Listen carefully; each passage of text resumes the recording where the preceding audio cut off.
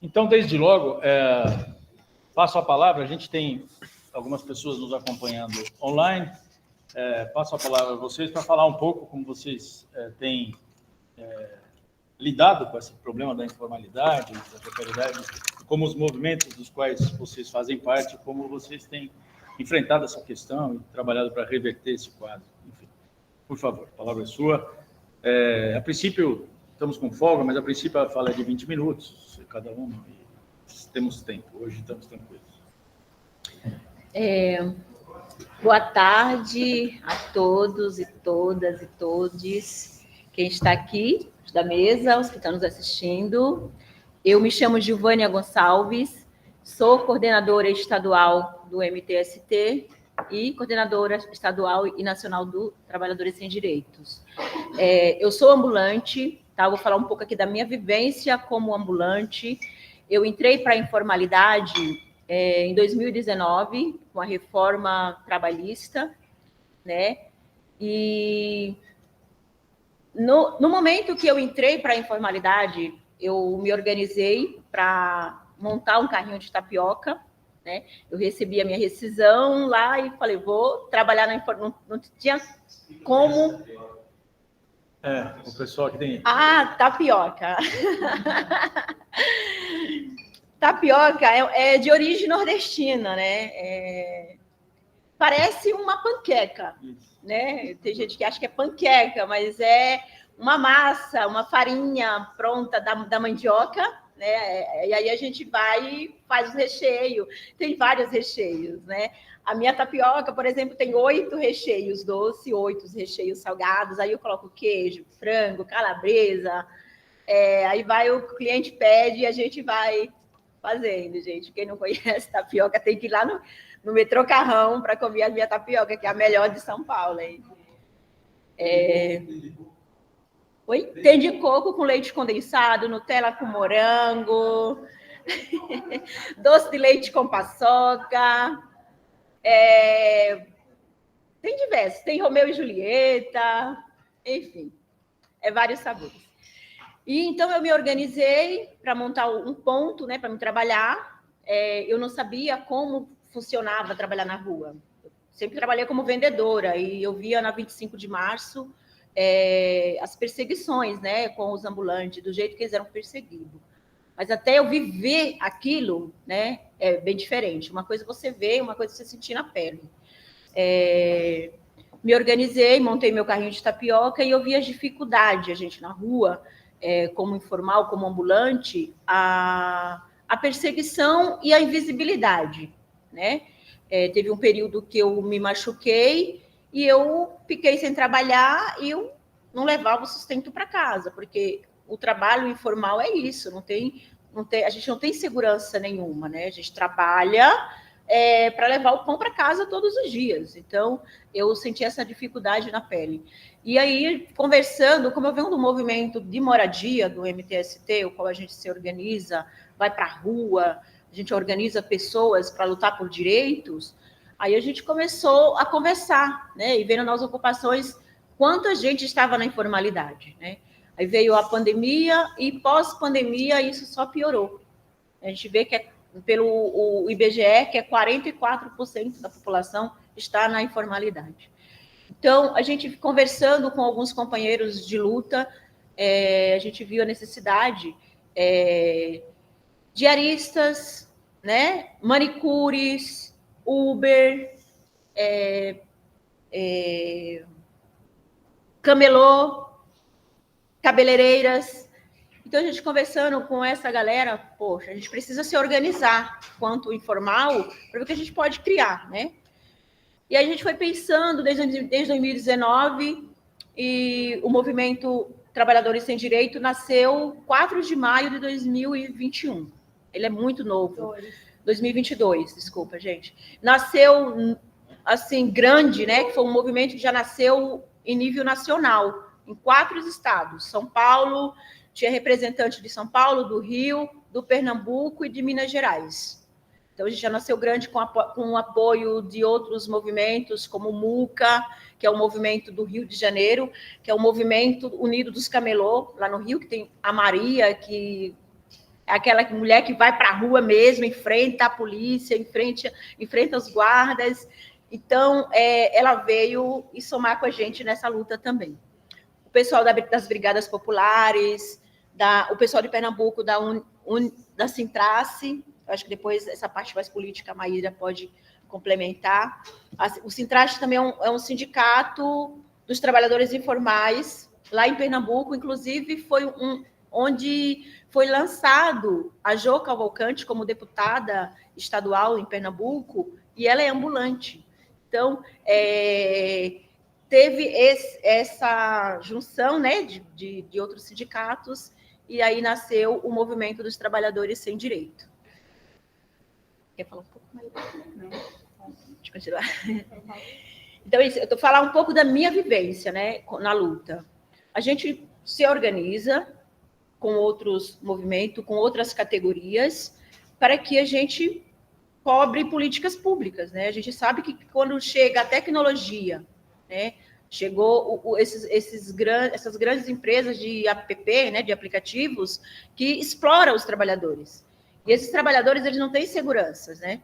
Então, a gente se juntou com essa força, com essa massa do povo, do trabalhador, para a gente formar esse movimento e aí cobrar políticas públicas aí, nosso querido presidente Lula, que foi eleito com muita luta, né, com muita resistência. E passo um pouco para a Maíra complementar.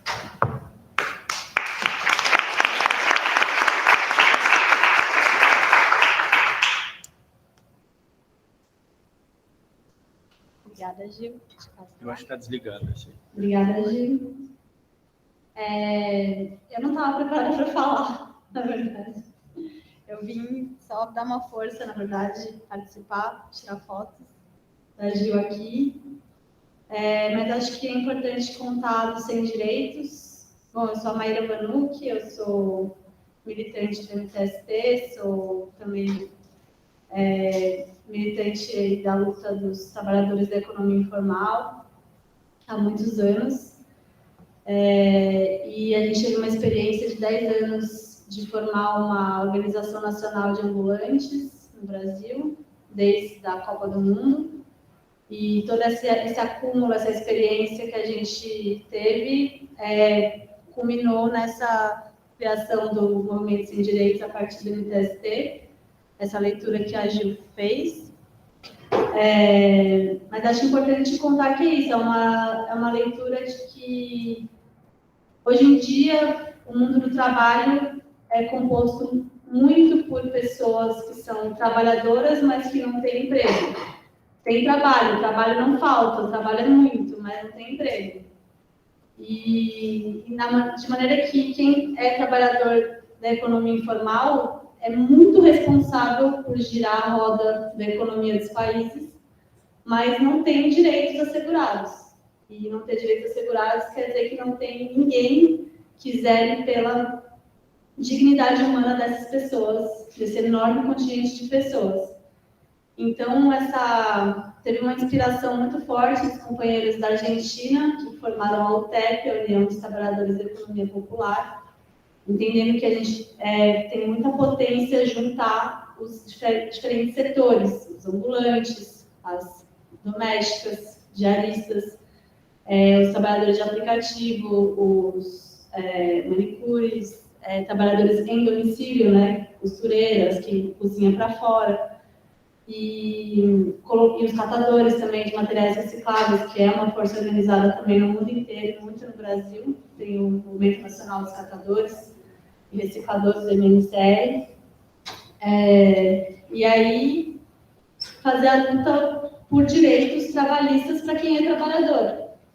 Não é apenas uma luta por direitos sociais, mas da mesma maneira que foi um dia lá atrás, com muita luta, formado direito trabalhista para assegurar a dignidade humana de quem trabalha no mundo, a gente precisa ter uma grande revisão do que é o direito trabalhista para que ele chegue em quem é trabalhador.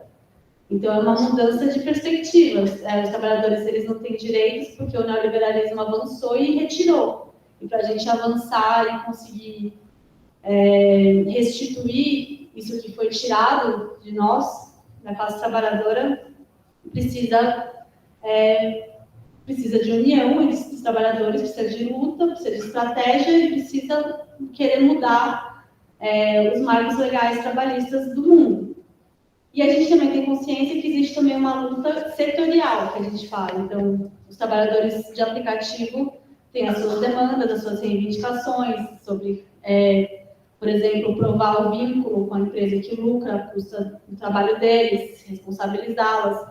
Os ambulantes precisam de legalização no espaço público, que é uma disputa municipal, na maioria dos casos, de uso do território, do solo urbano para o trabalho, para a renda, uma cidade que sirva ao seu povo e não apenas ao interesse do capital, da especulação imobiliária. Por isso é uma luta irmã da luta por moradia, a luta dos ambulantes, e a Gil está aqui para provar isso. E, enfim, as domésticas diaristas, como é que a gente fala de todo o abuso que elas sofrem, todo o assédio moral, enraizado na cultura escravista do Brasil, e como a gente, né, além da PEC que existe, as diaristas, elas estão aí na informalidade, não estão no e-social, não estão asseguradas, e como é essa luta? E, enfim, tem toda a questão da economia social solidária, como que isso pode ser utilizado, o cooperativismo, mas a gente está aí disposto a, nos próximos anos, fazer muita luta para formar essa força política, reivindicar nacionalmente uma responsabilização do Estado pela dignidade humana de quem move a economia do país, e também organizar, politizar e formar esses diversos setores que têm as suas próprias reivindicações e precisam se reconhecer como trabalhadores e não como empreendedores antes de tudo, e aí ir para cima para conseguir direitos. Então é mais ou menos isso que o Sem Direitos veio fazer, e estamos começando, e toda solidariedade e apoio é bem-vindo. Quem quiser somar, a gente está aberto, estamos nas redes sociais e precisamos de somar forças aí. Então, muito obrigada pela oportunidade aí para o Sem Direitos no seminário, e obrigada.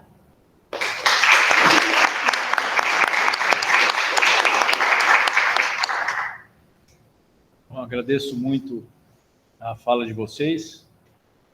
Estão ouvindo aí? Tá ligado? Sim. Primeiro, muito meritório esse trabalho de vocês, enfim, muito importante, né, fundamental.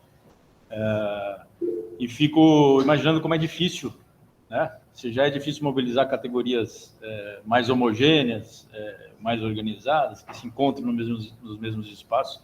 Imagina o desafio que é lidar com esse tipo de movimento, onde cada um, na verdade, trabalha em atividades muito dispersas, como você mencionou algumas, né, muito diferentes. E que, enfim, eu gostaria até, antes de passar a palavra, e a gente tem também o pessoal que nos acompanha pelo chat, mas eu gostaria de saber, assim, uma questão operacional, como é que vocês fazem para mobilizar, para unificar a pauta, se é que é possível ter uma pauta unificada, quer dizer, como é que articula e amarra os interesses, né, desse mundo tão diversificado com os quais vocês trabalham. Trabalhadores de aplicativo, por exemplo, que pode ser um dos segmentos, mas existem N tipos de trabalhadores de aplicativo, né? Só nesse segmento já seria muito difícil. Como é que vocês lidam com esse desafio?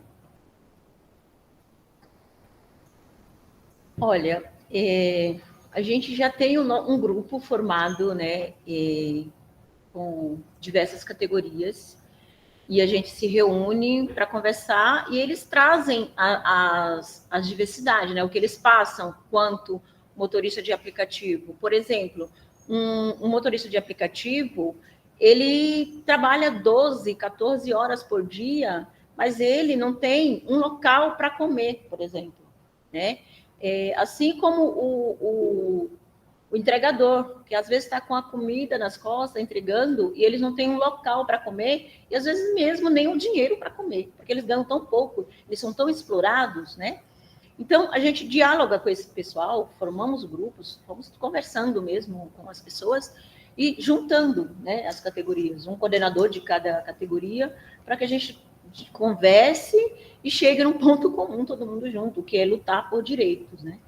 A gente também vê que eles não têm um local para ir no banheiro, sabe? Isso é uma das questões que eles mais trazem para a gente, É isso. E o tanto de taxa, né, que essas grandes empresas cobram deles. Então, todos os gastos do motorista, do cara da moto, eles que arcam. E as empresas só lucram. Então, assim como as outras categorias, os motoristas de aplicativo e os motocas, eles passam por essas dificuldades diárias. Então, não foi tão difícil, né, sentar para conversar, porque dentro do nosso próprio campo, da nossa base, do movimento MTST, tem muita gente que vive isso, né? Que são motoristas, que são os motoboys. Acho que a Maíra que queria completar. Obrigada.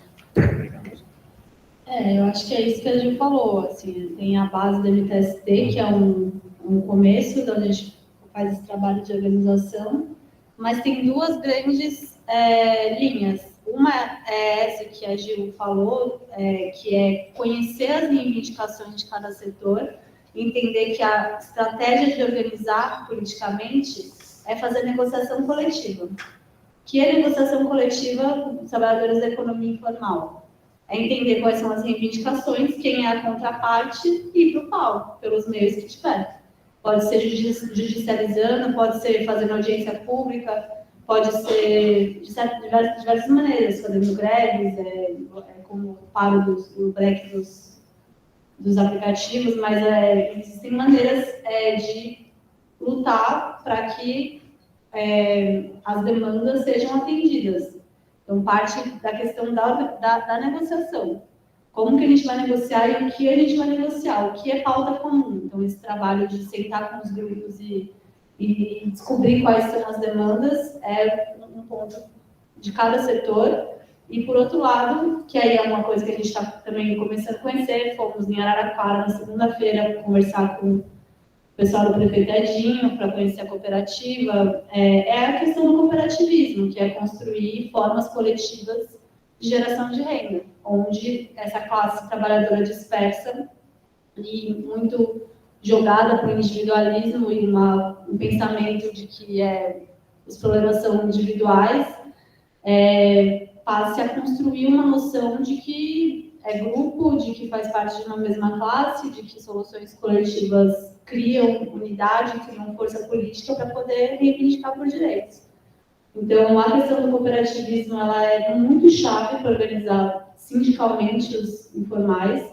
A gente tem um exemplo muito grande na Índia, que é a SEVA, que é a Self-Employed Women Association, que é um sindicato de 2 milhões de mulheres, e que elas têm um banco nacional, um banco de mulheres informais para poder capitalizar algumas iniciativas, e muitas cooperativas de diversas atividades econômicas, como ambulante, para fazer depósito, compras coletivas, para também criar soluções de segurança social que não existem.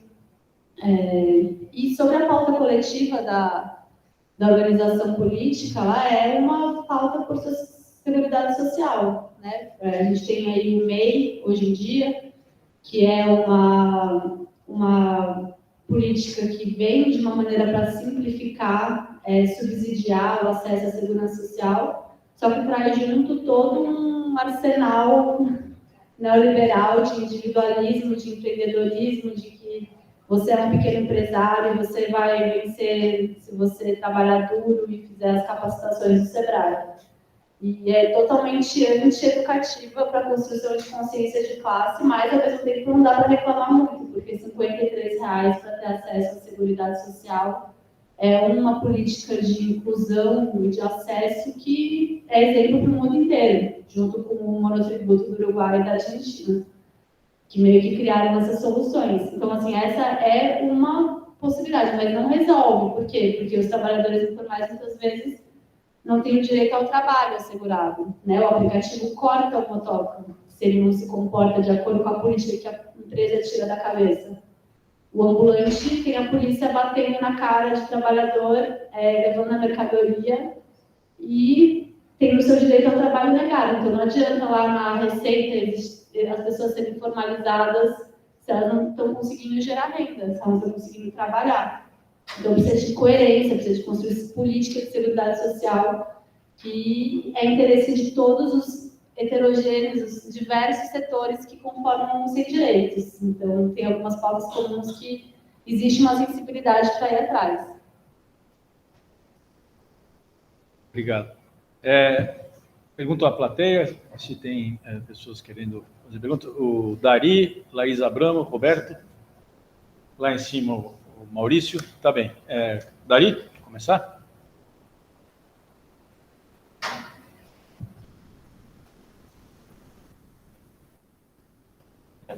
Não precisa. Tem que abaixar. A verdade é que a gente pode ficar aqui atrás de vocês aqui e falar. Será que eu acho que é melhor aqui? Mas também não é bom ser muito alto, porque interfere mais longe que está ouvindo fora aqui. Tá? Primeiro, parabéns pelo trabalho, que tentável quando você tem movimento, trabalhadores lutando por direitos. Acho que essa é uma coisa super importante para todos nós, imaginando uma sociedade que todas as pessoas estejam minimamente protegidas com direitos e tenham uma vida de trabalho digna, decente. Acho que isso é uma questão fundamental. Parabéns, então, pelo trabalho de vocês, pela experiência, pela disponibilidade de conversar conosco. A parte, vocês começaram a responder a minha questão, mas eu quero colocar algumas questões que gostaria que vocês comentassem, tá? Tudo bem, Marisa? Primeira questão que eu queria colocar,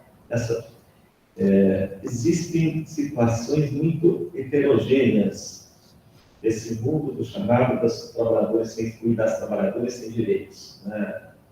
Não sei vendo falar. Então, os entregadores, os trabalhadores motoristas de Uber, de passageiros, os ambulantes, as diaristas. Então, eu queria perguntar, primeira questão, dizendo assim, vocês têm alguma formulação de política distinta para cada um desses segmentos diferentes de trabalhadores? Colocando um pouco mais, aprofundando um pouco mais. Diarista, no caso brasileiro, é um absurdo total que a legislação considera se a diarista trabalha 2 dias por semana, não tem direito a registro. Isso não faz nenhum sentido. Isso é um trabalho assalariado, né, como qualquer outro.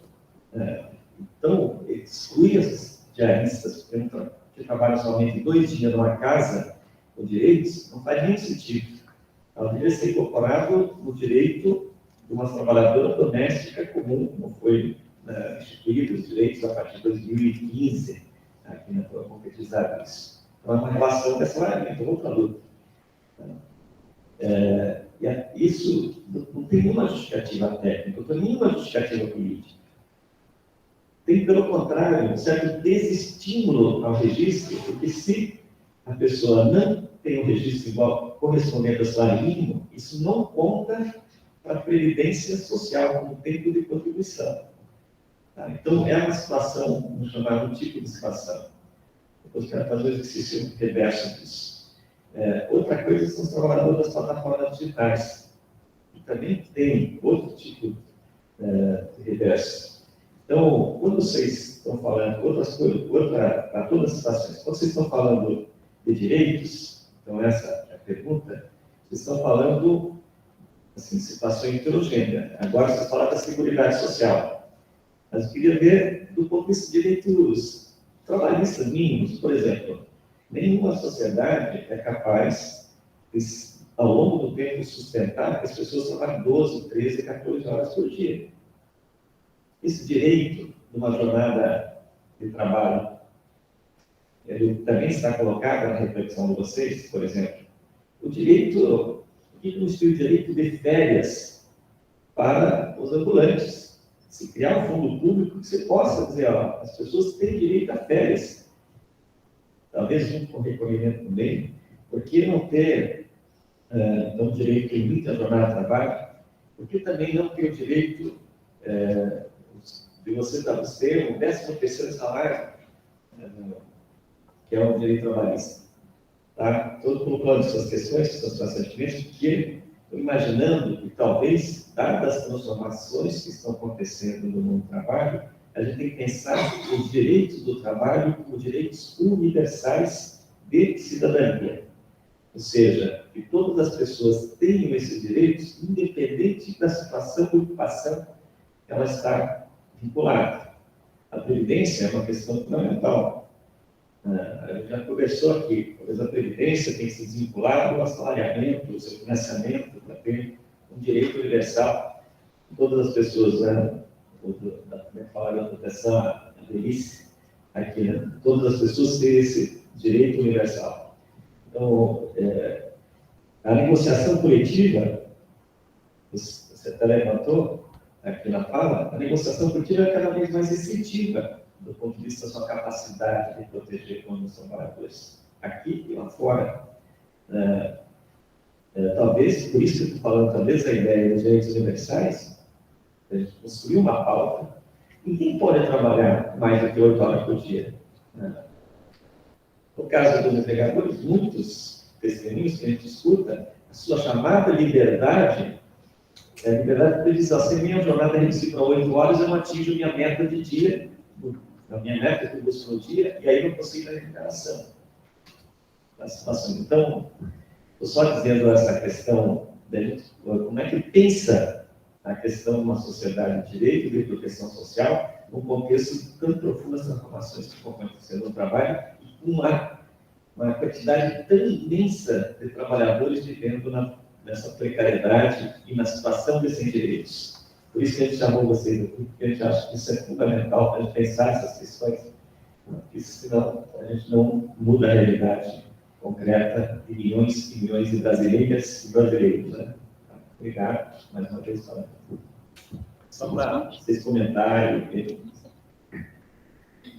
Maíra. Opa, tá bom? Bateu, chegou lá. Opa, obrigada.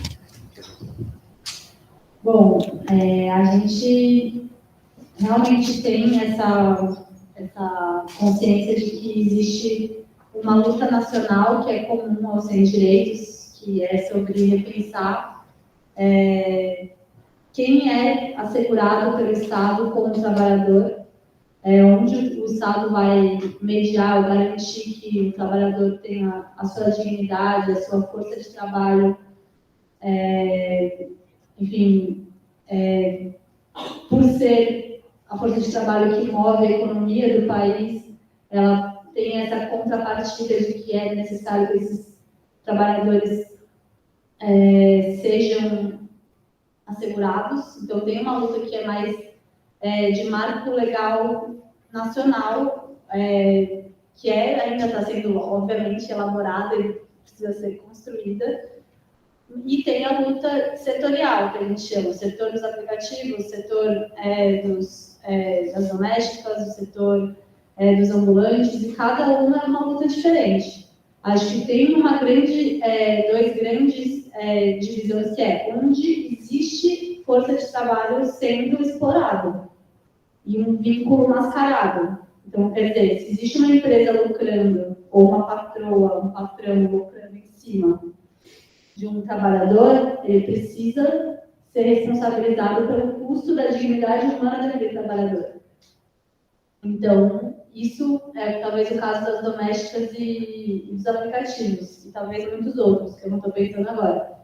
Mas existe também o trabalho autônomo, o trabalho por conta própria, que você pode até entender que existe um mercado em que está todo mundo ali, existe uma exploração, um empobrecimento que é interessante ao mercado, mas não existe ali, você não vai conseguir provar um vínculo para responsabilizar uma parte que está lucrando em cima do trabalhador.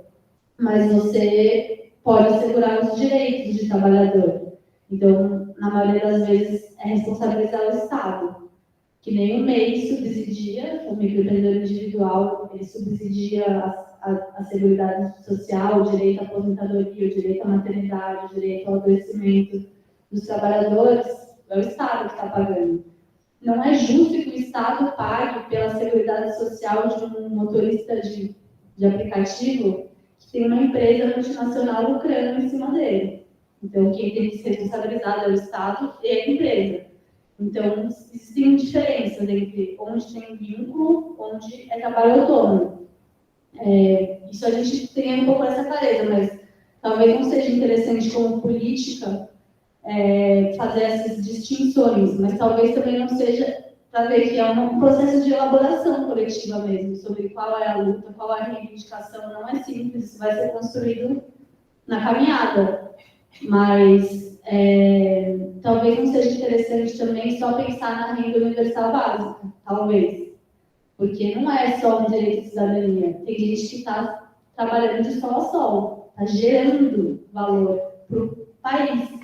Então, essa questão econômica, ela é relevante. Não sei se interessa a gente simplesmente ir para um direito de cidadania universal. Não que isso não seja muito bem-vindo, mas temos que pensar do ponto de vista sindical, se a gente não insiste na questão do direito trabalhista de quem é trabalhador. Acho que é isso. Obrigado. Então, eu passo, Laís, por favor.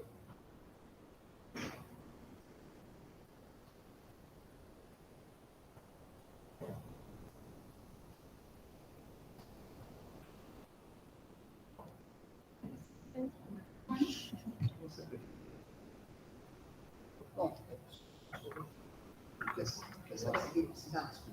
vocês me ouvem? Sim. Bom, então eu vou falar um pouquinho. Bom, também queria cumprimentar muito as duas companheiras pela... A internet não vai ouvir, acho. Não, aqui ali está captando. Ah, tá aqui? Queria cumprimentar muito as duas companheiras pelas reflexões tão interessantes, pela experiência, que vocês estão compartilhando.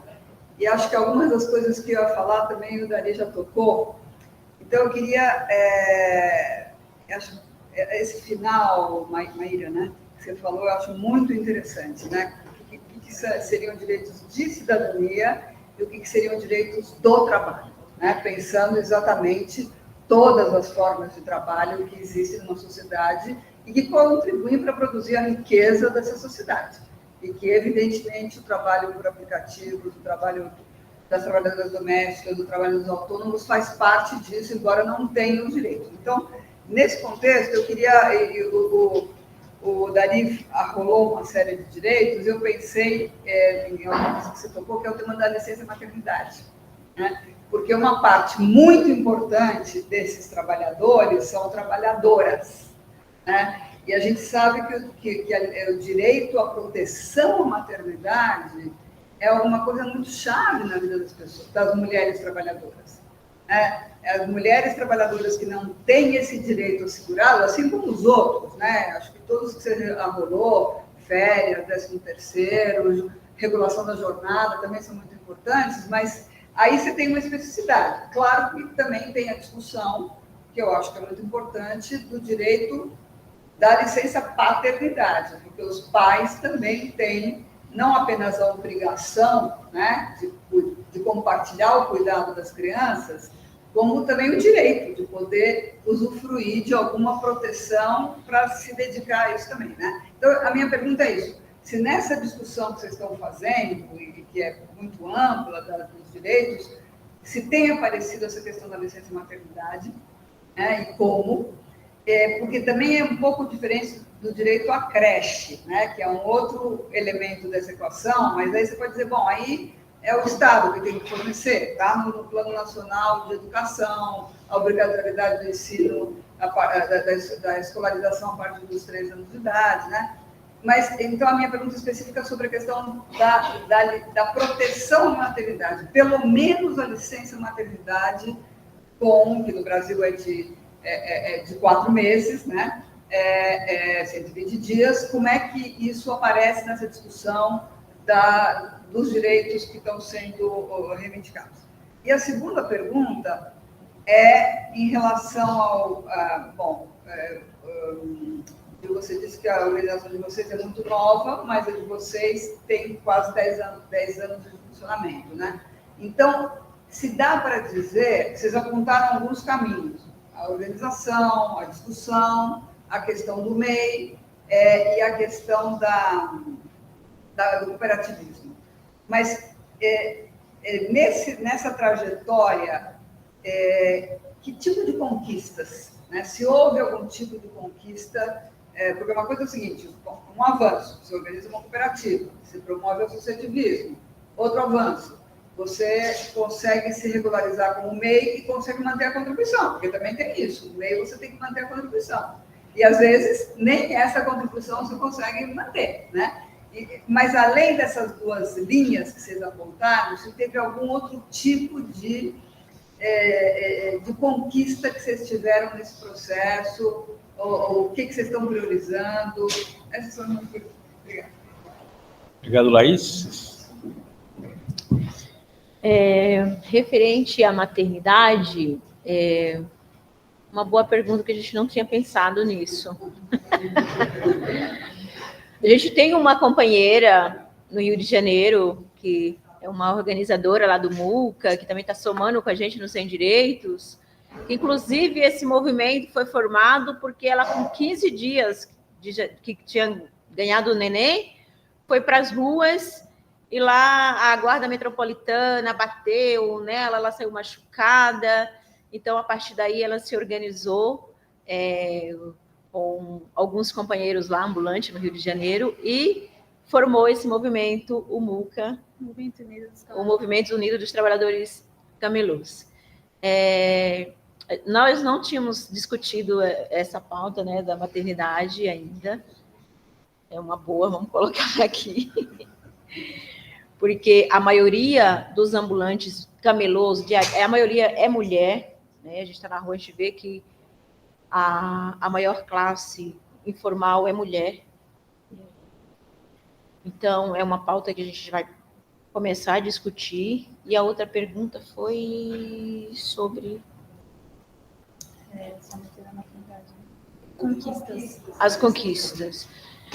Como a gente lançou em maio, fomos nos preparar para a campanha, né? A gente fez campanha lá, suado mesmo, então a gente não parou para... A gente ainda não se organizou nesse sentido. A gente fez uma luta, que foi um travamento, para mostrar que a gente tinha sido lançado, que a gente não era invisível, né? E foi um travamento na Dutra, deu um mal, sabe? Foi um boom nas redes sociais, mas como a gente não tem ainda nenhuma uma ideia formada ainda, a gente está se organizando ainda muito novo. Se a Maíra quiser complementar, que ela tem uma formação mais política, gente. Eu tenho uma formação mais de rua. É político. de pôr a minha cara lá na rua, de trabalhar, de brigar lá com a polícia. É isso. É muito, já. Laís, eu acho que a principal conquista que teve, que é meia, não é nem chega a ser uma conquista, porque não foi que nessa organização de ambulantes que existe há 10 anos no Brasil, o Vicentinho propôs uma frente nacional em defesa do trabalhador informal. Só que aí ele conseguiu as assinaturas, depois mudou a política de formação de frente, tudo isso ano passado, e não consegui mais recolher tantas assinaturas, que são um monte, para conseguir formar uma frente, mas foi uma tentativa de formar uma frente parlamentar para fazer o debate lá. Aqui em São Paulo tem uma lei sendo construída, saída do gabinete do Suplicy da Gil Cardoso, também é um processo de anos, com o Fórum dos Ambulantes, que o Gaspar Garcia e a CMP ajudam a organizar. E a tentar fazer um marco legal municipal em São Paulo, mas não é simples também. Está muito tempo sendo formulado, agora vai ter mudança de mandato, então não sei como é que vai ser, mas uma das coisas que está meio que saiu verba e o DIES está envolvido é o censo ambulante da cidade de São Paulo. E não vai ser um censo, vai ser um mapeamento que não dá para falar com todo mundo, mas que vai dar para pelo menos... Porque assim, a nossa estimativa pelas as PEDs do DIES era que são 100 mil em São Paulo. E tem 3 mil TPUs, termos de permissão de uso. E aí o Bruno Covas criou uma autorização temporária de até 90 dias, que chama Tô Legal, que é interessante porque alguma legalização depois de anos, mas que não entende nada do que é o trabalho ambulante, acha que é uma coisa transitória entre trabalhos, e, enfim, a autorização é muito mais precária do que permissão, que também é muito precário porque é discricionário, então cada prefeitura pode riscar, canetar e acabar todos os direitos garantidos de uso do espaço público. Por exemplo, a Erundina criou a CPA, que é a Comissão Permanente de Ambulantes, que funcionou por um tempão na subprefeitura de São Paulo, e aí ela foi sendo deformada por decreto atrás de decreto, a ponto que hoje em dia os subprefeitos usam a CPA só para cancelar licenças, CPUs. Então, assim, a luta é árdua, assim, acho que tem muita coisa aí ainda para ser feita e muito pouca conquista. Acho que a gente está em processo de formulação ainda. Obrigado. Nós temos ainda algumas pessoas inscritas aqui na sala, mas eu queria passar para o pessoal do chat, intercalar com as perguntas deles. Tem a Tânia Ludmila Tosta, ela pergunta, agradece a fala e a oportunidade. Ela pergunta o seguinte, gostaria de saber como pensam a luta coletiva com estas categorias diversas da informalidade, que um pouco já a gente responderam no início, e as possibilidades de atuação juntamente com os sindicatos. Eu achei que essa questão é interessante, como, por exemplo, das trabalhadoras domésticas, se vocês se articulam com os sindicatos, né? A mesma Tânia completa com uma segunda questão, gostaria de saber se tem algum site de contato para conhecer mais o movimento. E aí voltamos à questão da Monique, e gostaria de saber se as cozinhas solidárias do MTST, próximas aos pontos de encontro de trabalhadores de aplicativo, como no Rio de Janeiro, qual é o papel da alimentação na luta desse movimento? Ou seja, essas cozinhas, se elas ajudam a articular, imagino que é isso, ajudam a aglutinar e organizar os trabalhadores. Então, passo a palavra. Quem que vai? Pode falar. Tá bom? Não, pode você.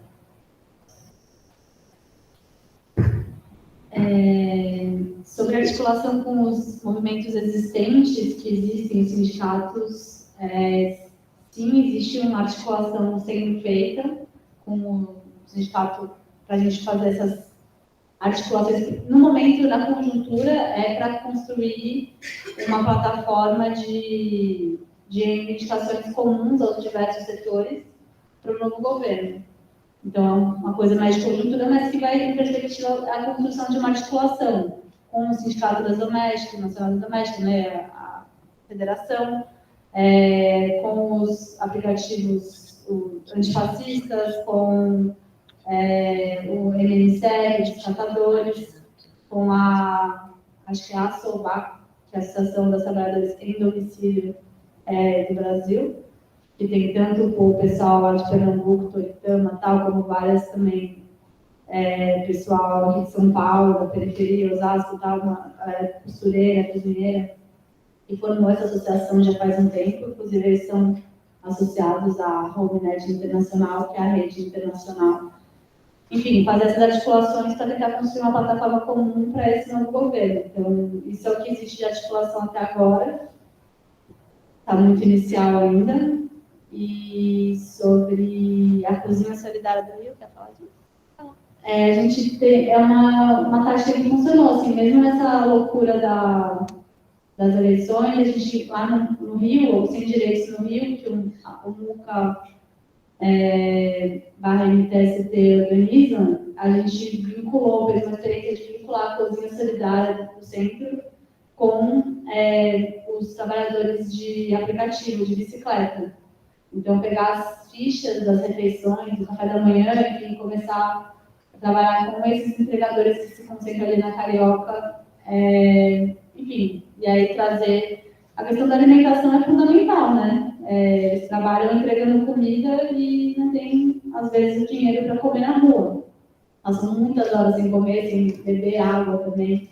Então, articular esse projeto das cozinhas solidárias do MTST com enfim, mais a campanha, né, para que as pessoas conheçam os seus direitos e venham para as rodas de conversa, é uma tática que está sendo interessante estar no Rio. A gente já está pensando em reproduzir aqui na Sé também. A gente está com uma das cozinhas na Sé, enfim, meio que por aí, articular o que tem de forças. A gente tem uma página no MTST, né, que é @MTST Sem Direitos, o nosso Instagram, né, @MTST, Trabalhadores Sem Direitos. Então, entrando lá no chat, tem sempre alguém para estar respondendo as perguntas. A gente ainda não tem, né?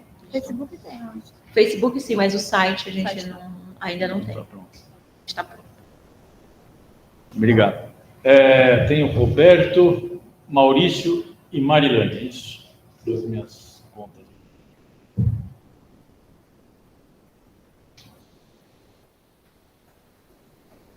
Eu queria esclarecer só aos hispanohablantes, a gente fala de camelô, não sei se vocês sabem se usam camelô. Camelô são os trabalhadores ambulantes.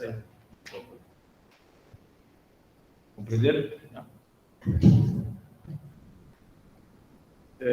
Olá, obrigado aí pelas exposições e parabéns pelo trabalho que vocês estão fazendo, fantástico. Não é brincadeira, não é fácil, é remar contra a maré o tempo inteiro, né? Ou seja, só a diversidade, né? Se encontra pela frente, então é um desafio imenso. Eu queria fazer 3 perguntas muito objetivas, muito concretas, tá certo? A primeira é para Giovânia. Giovânia. No começo da sua fala, você falou que que começou a sua vida de ambulante por causa da reforma trabalhista. E eu queria que você explicasse, na sua opinião, como é que você relaciona a reforma trabalhista com a sua entrada na condição de ambulante. Tá? Você falar um pouco sobre isso. Segundo, eu queria que vocês pudessem falar um pouco sobre o próprio movimento. Ou seja, primeiro, é um movimento que surgiu no âmbito do MTST, pelo que eu entendi. Surgiu no espaço, no âmbito, dentro do próprio movimento. É um movimento autônomo ou é, digamos, uma ação dentro do MTST? Que é isso, né? Do ponto de vista das lutas, é possível vocês apresentarem e descreverem brevemente uma das lutas mais importantes que vocês acompanharam, que o movimento acompanhou, que o movimento conduziu, né? Ou seja, tem uma situação que foi marcante assim nessa breve trajetória do movimento dos trabalhadores sem direitos, né? Se vocês pudessem narrar aqui para nós. E do ponto de vista da organização do movimento, né? Se vocês pudessem falar um pouquinho também sobre isso. Vocês falaram que já nasceu nacional, está estruturado, tem uma coordenação, tem núcleos, tem associações. O que está na base? São associações, são grupos informais? Como é que é a estrutura organizativa do movimento? Tá certo? E, por último, é uma coisa que vocês já começaram a falar. Você, né? Maíra, né? Maíra já começou a falar quando falou essa coisa da criação dessa base comum de vários movimentos para discutir uma plataforma comum, né, frente a essa situação nova que está criada com a eleição de Lula e tudo mais. Então, se vocês pudessem falar um pouco da expectativa que vocês têm em relação a esse novo contexto que está criado, do ponto de vista desses trabalhadores, desse tipo de trabalhador, né, de trabalhadora, né, quais são as expectativas que vocês têm e que tipo de bandeira, de reivindicação, de questão vocês vão colocar na agenda, na mesa para debater com o governo, certo? Obrigado, Roberto. Quer começar? Obrigada, Roberto. Quando eu vou falar que eu perdi o emprego em 2019 por conta da reforma trabalhista, porque, na verdade, o subemprego, né, ele só foi legalizado, né? Quando o governo veio a falar que com as reformas a economia do país ia melhorar, só se melhorou para o patrão, porque para nós, muitos de nós perdemos os empregos. Então, teve cortes na empresa por conta dessa reforma e eu fui uma das que estava na lista e fui mandada embora, né? Então, foi por conta disso, por conta dessa reforma, dessa precariedade que já o nosso país, né, desde o golpe, já foi enfrentando. E a Maíra responde as demais. Pode ser? Pode.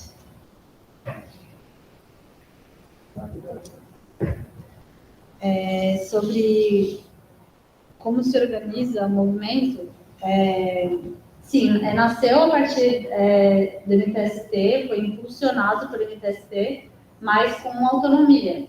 O MTST tem outros tipos de movimentos impulsionados, como Raiz da Liberdade, Mulheres em Movimento, que extrapolam, né, que é pegar pautas, enfim, das lutas, né, e além. Só que é claro que contar com uma estrutura tanto de formação como de organização, e que é a base da MTST, como ela é organizada, e foi a partir daí. Então, tem muito do MTST, mas com total autonomia. E tem gente que não é do MTST também no movimento. Sobre como a gente se organiza, por enquanto a gente está em 4 estados, né, que é os que a gente já estava trabalhando junto, muito por causa do MTST também, que eram cidades que já tinham luta dos informais, de alguma maneira. Então, o Sindace, que o Gil contou, que é o Sindicato dos Trabalhadores do Comércio Informal, que elegeu a Jo como primeira deputada estadual, co-deputada estadual ambulante do Brasil, junto com o MTST. Então, assim, o Sindace fez muita luta lá, é mais uma luta ambulante, de ambulante mesmo, lá. Em Minas, em BH, tem as brigadas populares, vem enfrentando nos últimos anos a questão da informalidade, e também criou algumas coisas lá muito interessantes de articulação de ambulante, um centro de atendimento, vinculou a questão da moradia com a questão dos ambulantes, entendendo que os ambulantes, eles moram nas ocupações dos centros, então tem muita coisa a ver. E também tem a questão das cooperativas de materiais recicláveis lá. Aqui em São Paulo tem já uma variedade maior, tem, da base mesmo do MTST, tem um núcleo lá de trabalhadores motoristas de aplicativo, tem os entregadores, tem costureira E diarista. Diarista, tem bastante diarista, tem também, é mais misturado, assim, não é que são associações formadas para cada setor, mas quando a gente começa a trabalhar com a base, a gente vê quais são as profissões e começa a desenrolar as demandas de cada setor. No Rio, também é o MUCA, principalmente, no movimento dos camelôs, que é uma luta muito forte. A Maria dos Camelôs é uma liderança lá muito atuante, já faz muito tempo também. E basicamente isso. Os planos para o Lula. Majoritariamente. Organicamente, sim. Mas o trabalho vai se desenvolver pelos setores. E sobre você perguntou o maior evento marcante, eu não sei, o que me veio foi eleger uma doméstica deputada estadual, que é Diane Maria. Eu acho que isso aí não é fruto do Sem Direitos, mas isso foi a coisa mais marcante que aconteceu. Claro que é fruto do MTST, só que acho que isso é muito importante, histórico. E sobre a nossa expectativa de articular os diferentes setores e essa plataforma que a gente quer criar, a expectativa é que não vai ser muito fácil, porque por todas as dificuldades colocadas da organização sindical dos informais, e também por um certo corporativismo, que é difícil quando a gente queria criar uma coisa maior, né? Muitas pessoas são muito envolvidas na própria pauta, então a gente tem essa expectativa, e o que a gente vai indicar, eu acho que é isso, criar um espaço político dentro das instâncias decisórias, né? O que seria uma mesa nacional sindical, né? Que inclui os informais. Por que não? Né? Não tem um patrão, mas talvez tenha as empresas tech aí, que trabalham com os seus colaboradores, e também tem os poderes públicos, que tanto cuidam, são uma contraparte na questão das cooperativas, muitas vezes, do resíduo sólido, como também do uso do espaço público dos ambulantes. Existem contrapartes que podem estar nessa mesa. Então, acho que é isso, é conseguir desenvolver um desenho do que seria esse espaço para formular essas reivindicações comuns aos sem direitos. Acho que não vai sair, não tem isso pronto agora nesse momento, mas eu acho que vai sair muita coisa desse processo.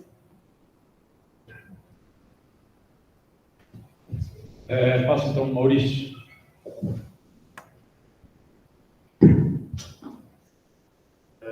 Bom, primeiro parabenizar a Fala, agradecer a fala de vocês.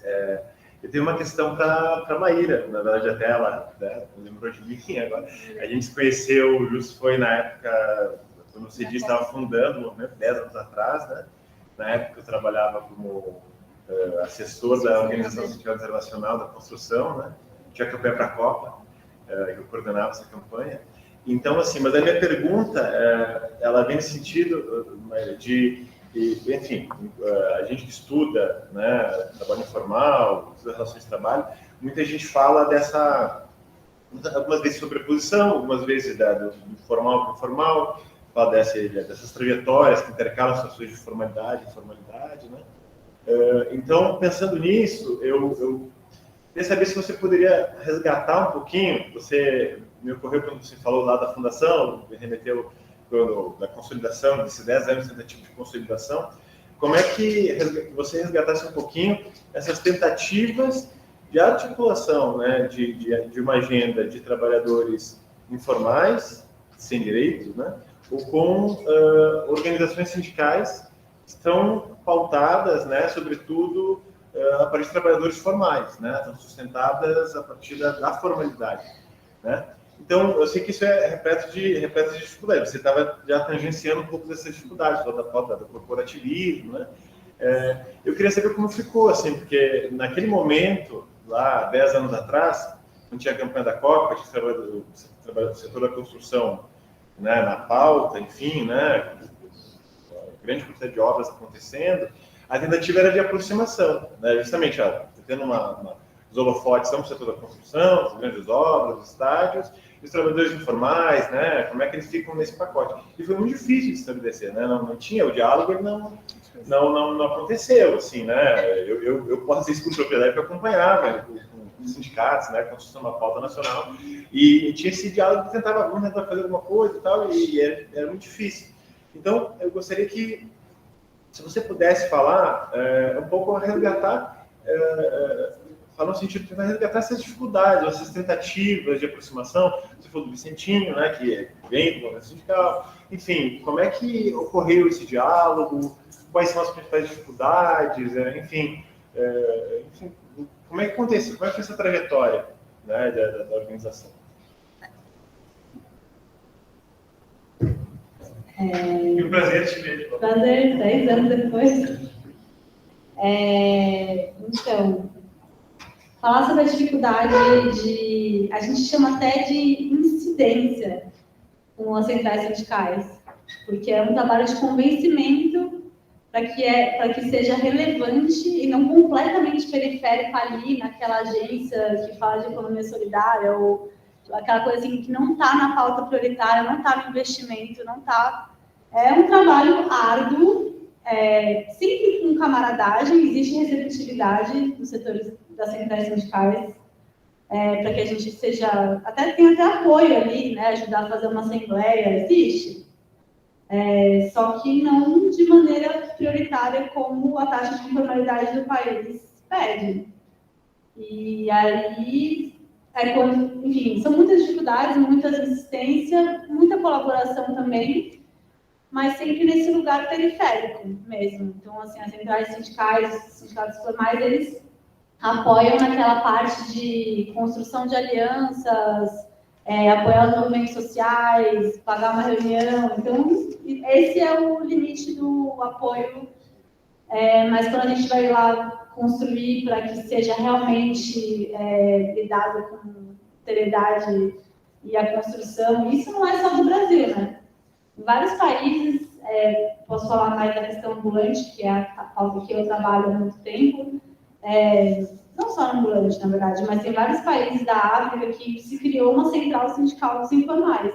A Argentina criou a UTEP. E aí, quando fica a CTA autônoma, CGT perguntando vocês vão se afiliar a quem, eles falam, não é sobre isso, né? Não é sobre, vamos criar uma única central, então, todo mundo, né? Tipo, porque se é central única, esse é o jeito que os argentinos pensam, interessante.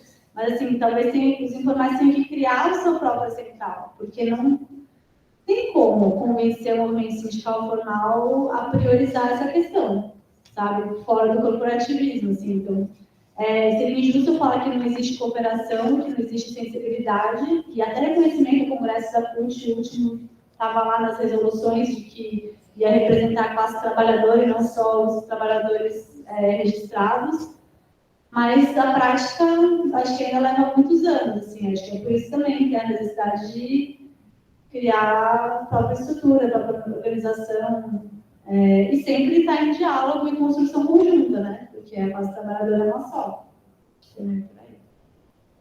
Quer complementar, Gil? Não. Então, Marilene, por favor.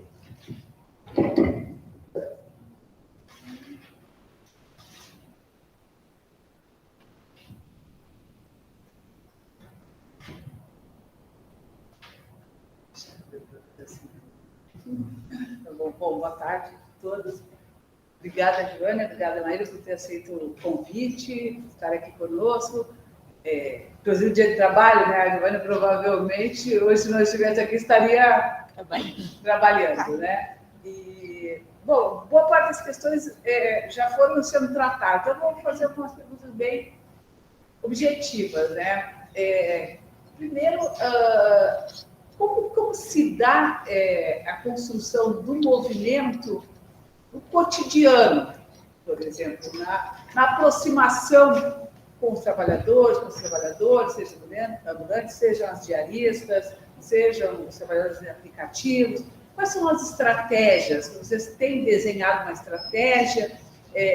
Como é que vocês abordam? Como é que se aproximam? Como é que vocês percebem a evolução do movimento desde a criação dele em maio de 2022, inclusive, quando foi criado, tem muita visibilidade, né? Vocês fizeram um seminário, grande seminário, naquele momento, um manifesto que teve muita potência, que teve muita repercussão, vocês ganharam muita visibilidade naquele processo, foi muito importante. Vocês estavam afirmando, né, uma agenda, né, mais que uma agenda de trabalho, uma agenda da política, né, de nós temos que disputar esse próximo período, também estamos num período complexo, eleitoral, e uma agenda do trabalho. Bom, e de lá para cá, como tem sido feito esse esforço cotidiano, né, de abordar, vocês abordam de que maneira, com que agenda,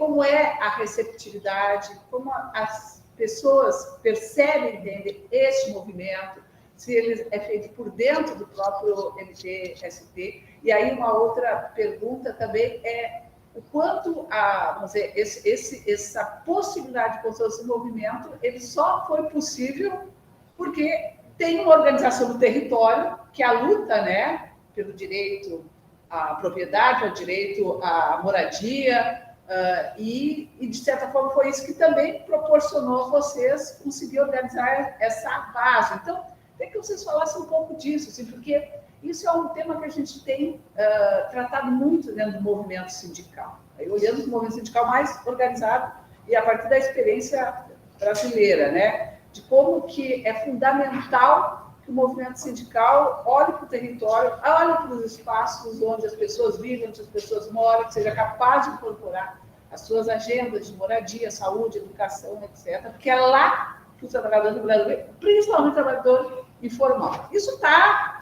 nas resoluções da CUT, da UGT, da nossa, todas, né? Com luta intersindical, todas as agendas, né? Tem que organizar pelo território. e a Maíra acabou de tratar agora, assim, as sindicais, até algumas delas, não todas, né? Porque algumas delas só veem realmente o movimento sindical, a partir do trabalhador organizado. Mas algumas delas têm, inclusive, uma perspectiva de defesa do trabalhador informal, de representar, só que não conseguem dar o passo seguinte, né? Representar, por exemplo, incorporar associação, cooperativas dentro dos seus estatutos, que papel vai ter. Então, assim, como vocês já falaram um pouco disso, mas como na relação com os sindicatos, né? Não só com os centrais sindicais, mas com os sindicatos. Vocês têm aberto algum espaço de por exemplo, com a FENATRAD, né, que é a relação com elas, né? Elas estão incorporadas no movimento. Vocês estão organizados agora, você falou, em 3 ou 4 estados brasileiros, né? Foi Minas, Pernambuco, São Paulo e Rio de Janeiro, né? Quer dizer, tem uma estratégia já de ampliar para outros estados, como está evoluindo essa discussão e como também se dá essa relação com o poder público local, porque várias dessas categorias, elas têm lutas muito concretas que envolvem o município ou o estado, né? Seja com os ambulantes, seja com os catadores. Tem também uma agenda voltada para atuar no âmbito do poder local, do município, do estado, além de uma perspectiva mais de discussão em relação à questão dos direitos de forma mais global. Eu vou responder a formação. Se organizou, você tem. Você passa por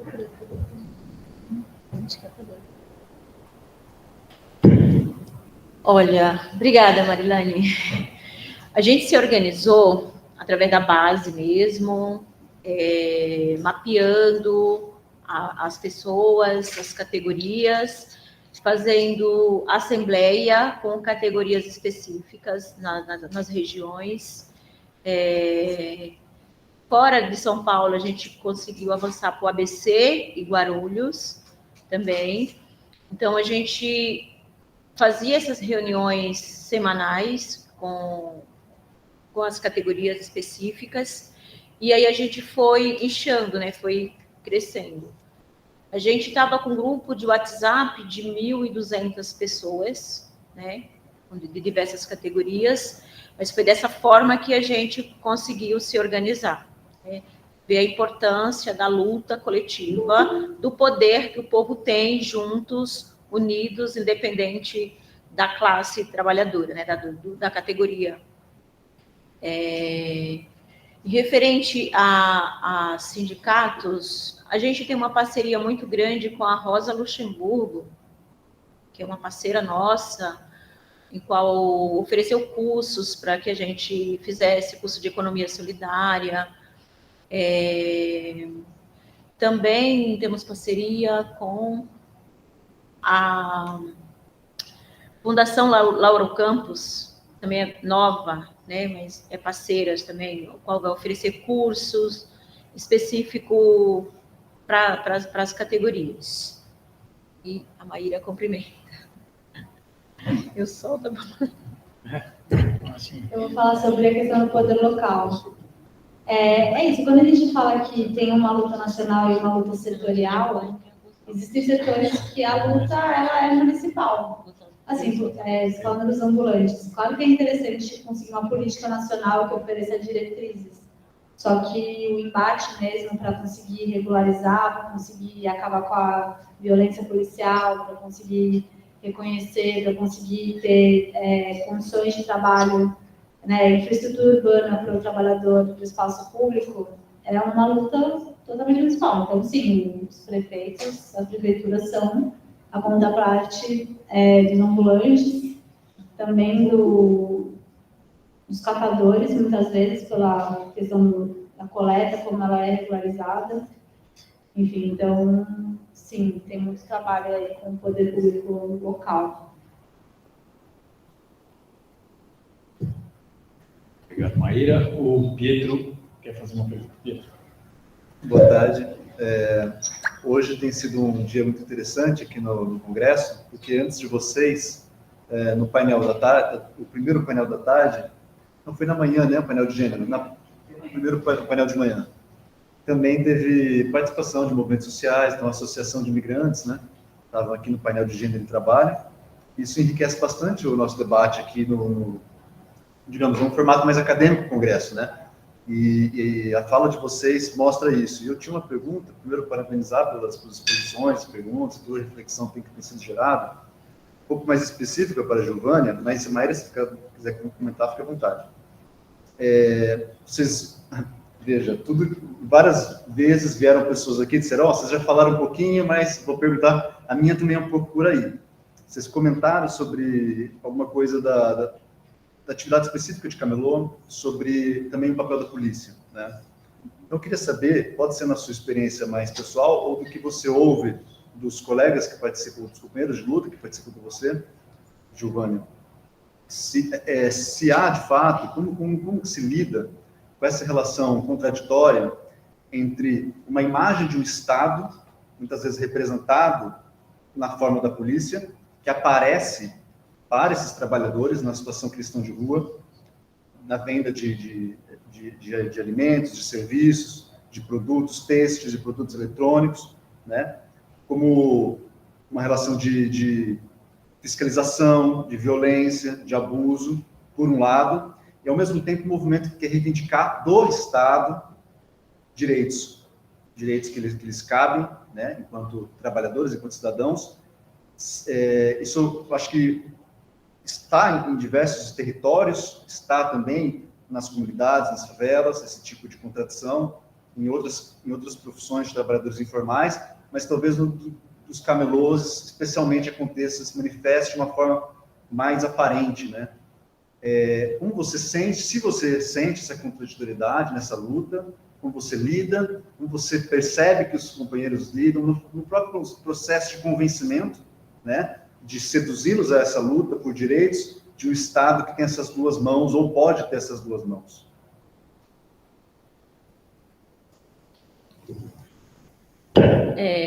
O sentimento é de revolta, né, de tristeza. A gente está trabalhando e ser visto como marginal, ser visto como bandido, né? A gente está ali trabalhando. Aconteceu há um pouco menos de 2 meses atrás, o meu amigo do lado, que veio de churrasco,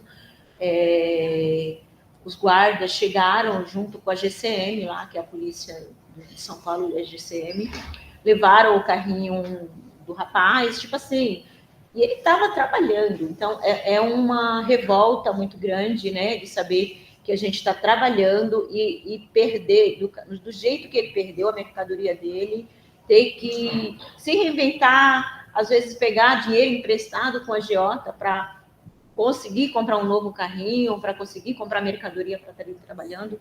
Então, eu me sinto revoltada, fico revoltada com essa situação, e ao mesmo tempo, isso nos dá força, né? Mais força de lutar, de ir para cima, cobrar do poder público o direito ao trabalho, a trabalhar. E o que a gente mais, como ambulante, camelô, o que mais a gente reivindica é ter o direito de trabalhar, ter uma licença, o qual a gente trabalha e pague por ela. A gente não quer ocupar e não pagar, a gente quer entrar, trabalhar e ter o direito de trabalho, sabe?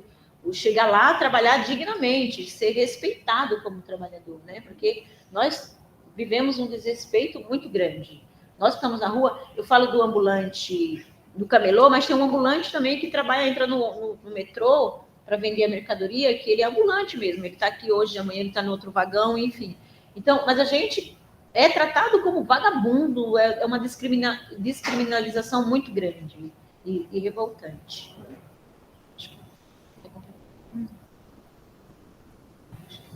Então, eu acho que não tem mais perguntas. Agradeço muito a participação de vocês duas e parabenizo mais uma vez o trabalho, acho, importantíssimo, né? Vocês estão na ponta de lança das transformações do mundo do trabalho. Acho que todos nós apostamos e desejamos que vocês nos ajudem a encontrar saídas para realidade tão complexa nesse momento que o capitalismo destrói o tipo de emprego com o qual a gente estava acostumado, a política está tão complicada. Eu vejo que, teve a pergunta de que conquistas que vocês fizeram, eu acho que há certamente no campo político, acho que não só o caso da Edilene, mas até da resistência ao atual presidente que está indo embora. Eu acho que assim, a luta de vocês é também uma luta política no campo político, que eu acho que é muito importante. Então, enfim, acho que nós depositamos muita esperança no sucesso dessa organização dos trabalhadores. Parabéns, muito bom saber que vocês estão nessa batalha e que está avançando assim. Acabou de nascer, né? Foi outro dia, mas já tem bastante coisa encaminhada.